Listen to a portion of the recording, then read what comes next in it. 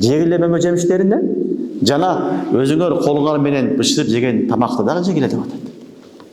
Демек, биз бышырып жейбиз, бирок даярдап халк кылган зат ким?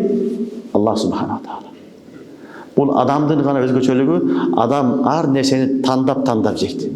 Дүйнөдө бир эле махлук бар, тандап ардекени аралаштырып жейт. Бул инсан. Каган андай эмес. Жаныбарлар, кээ бир жаныбарлар чөп жейт. Болгонун чөп жейт, башка эчтеке жебейт. Кээ бир жырткычтар эт жейт. Эт жейт, көз жейт, башка эчтеке жебейт. Бирок чөп менен этти аралаштырып, аны бышырып, ар түрлүү кылып жеген ким? Инсан.